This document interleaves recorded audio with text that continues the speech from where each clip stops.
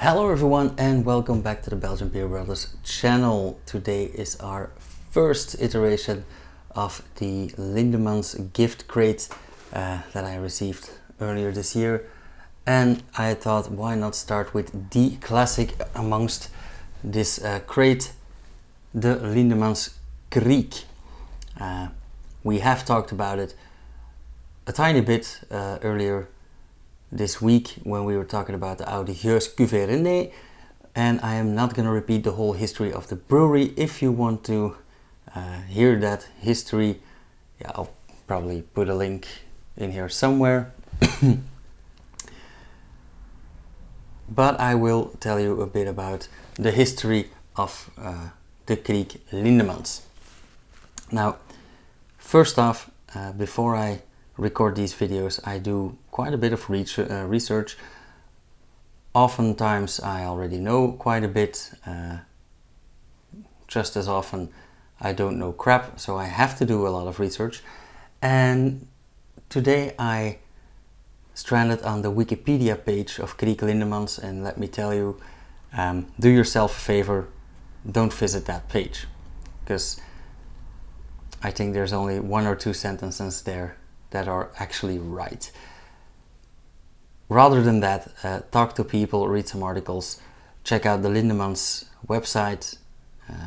They have a whole history on there. But what I can tell you is this beer was first produced in 1961. As I told you earlier, Lindemans has been producing lambic since 1822, and yeah, they innovated quite a bit, they expanded quite a bit, and in the 1950s, let's say, they started experimenting with the local Schaarbeekse sour cherries, Schaarbeek being a town just outside of Brussels, with a special strain of sour cherries. And oftentimes lambic brewers would macerate their lambic with the sour cherries, and so did Lindemans. It worked out absolutely great. They macerated 1-year-old lambic with sour cherries from Schaarbeek, and they made a great product.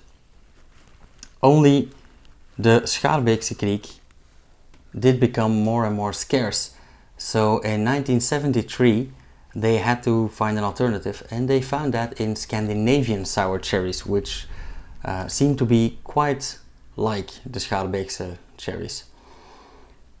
Up until today, Lindemans still uses that Scandinavian variant. Also in the 1970s, Lindemans began talking to Charles Finkel.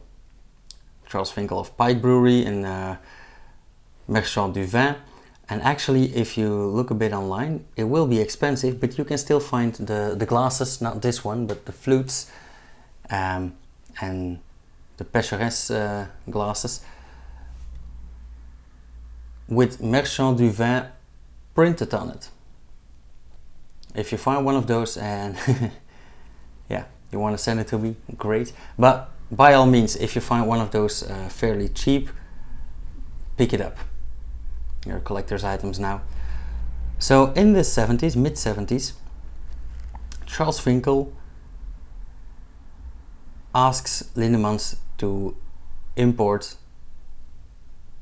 the Kriek to Seattle. Of course, in the 70s and today still, this is done by ship. And the average ship, let's say, isn't that gentle. The waves make it move around, and with a beer that re-ferments on the bottle, all that shaking is not optimal. The shaking actually reactivates the yeast, so the fermentation goes in overdrive, and all of the corks pop, and those that didn't pop made the bottle explode. So on that first voyage, practically no Kriek made it to its destination. Now they had two choices. Either don't export the Kriek, or reinvent the production process. And that's exactly what they did. So in 1978, a new production process saw the light of day. And since 1979, the Kriek that we know in the form that it exists in today came to life. What did they change? Well, of course they had to eliminate re-fermentation on the bottle. And that's a hard thing to do. So they did not macerate the 1-year-old lambic with fresh cherries. Instead, they still used 1-year-old lambic, but they added 25% fresh sour cherry juice and pulp. Let that macerate. Then filtered it, because of course no one wants pulp in the bottle. And after filtering and bottling, they pasteurized the beer. Pasteurizing eliminates the yeast, so no re-fermentation is possible now. And if you transport these bottles, of course, yeah, I'd say shake all you want, but don't shake too much. But the shaking will not reactivate the yeast, because the yeast died in the pasteurization. Of course, no re-fermentation means less of the sugars are being fermented to alcohol. So you will have a slightly sweeter taste. If you put the Kriek Lindemans next to the Oude Kriek, the Old Kriek Cuvée René, you will have a difference in taste. Of course, because otherwise there wouldn't be two different beers. The Old Kriek will be a bit more sour, a bit less sweet, and the usual Kriek Lindemans, the one we're having today, will be a bit sweeter and a bit more fresh, fruity, vivid, let's say. And I am convinced that actually that is what made the Kriek Lindemans what it is today, being one of the most popular beers, cherry beers in the world. I dare say that in Belgium, Kriek Lindemans is the standard, even though last year Morsubit has won the prize of the award of best Kriek in the world. But I dare say that Kriek Lindemans is still the standard that all the other beers are measured upon. For example, from 1994 up until now, they won 8 major awards and probably a lot of small ones as well. The lowest award that they won was silver. They went up to gold and platinum, world championships, achievement awards, you name it. Honestly, I used to be a chef and I have used this beer quite often because it's also a very versatile gastronomic beer. For example, I cooked it as a coulis to use as a sauce on ice creams or on fruit desserts. I have used it as a basis to make sabayon instead of marsala. I have made beer cocktails with this. So it's a very versatile beer. It's also a very refreshing summer beer, but it's very versatile in the way that you can drink it with a lot of meals. You can drink it with fish, with salty meals, anything you like really. You can make stew with it. Apparently in Brussels they often cook rabbit in Kriek. I haven't tasted that, but I can't imagine it's bad. So yeah, rounding up, it's a fabulous beer. It's a 3.5% ABV. I'd say let's just taste.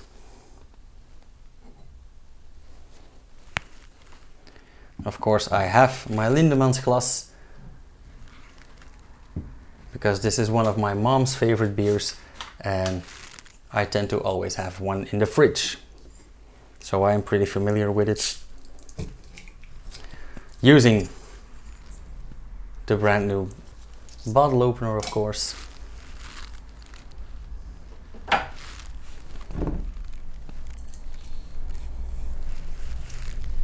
We don't want any foil in our beer.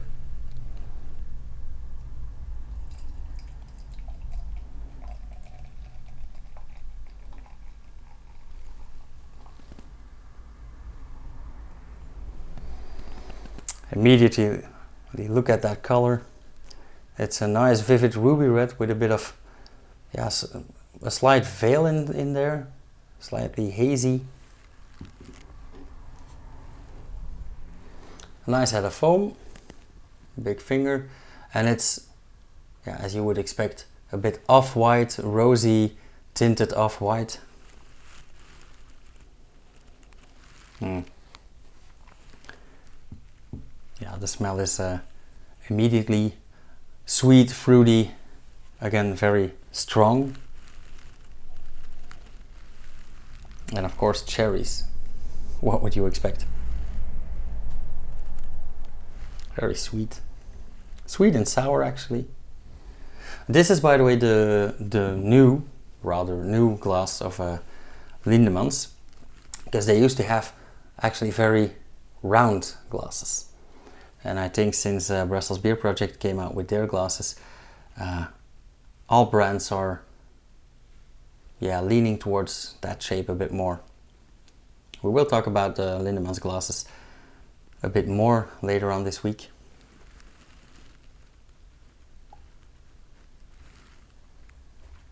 Okay.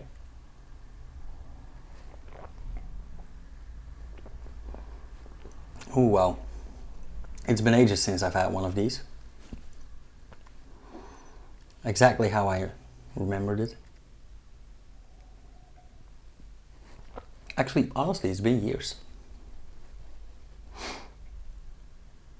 That is, of course, the danger of always trying new beers, is that you'll lose track of the old ones and the old favorites.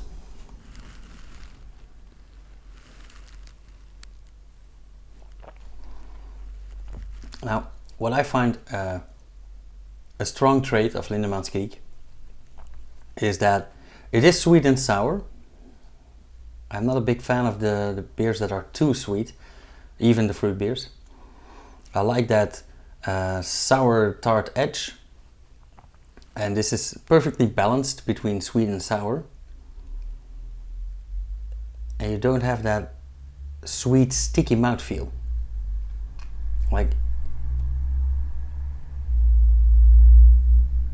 I do have the tingling in the roof of my mouth because of the sourness, but I don't have that sweet sticky feeling that my teeth are gonna get stuck together.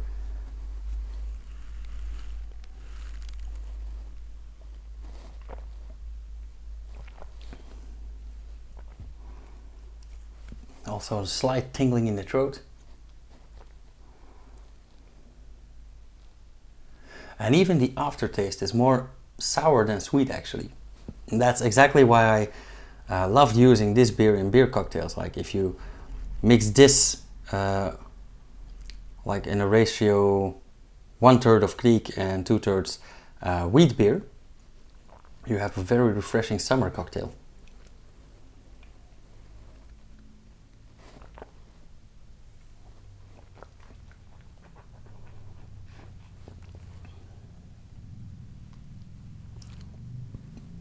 Yeah, I love the fact that this isn't lemonade, but this is actually a very qualitative product.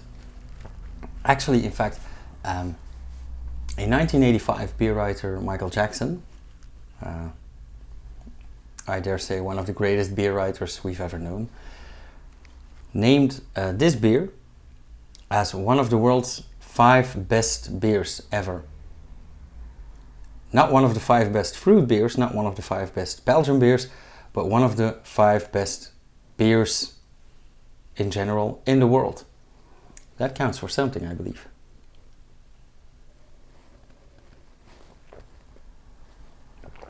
Alright, you guys, I am gonna leave you with this. I'm gonna finish this beer off and I'm going to bed because I'm leaving on a holiday. So, as usual, if you like this video, let me know, comment if you've tasted this beer and you have something to say about it. Again, comment, like if you liked it, don't if you didn't.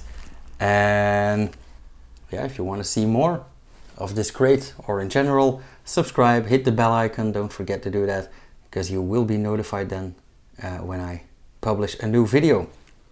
And starting today, I will be publishing videos every Wednesday, Friday and Sunday at 5 p.m. my time. So yeah, see you guys again on Wednesday. Cheers you guys. Seriously, go out, find one of these.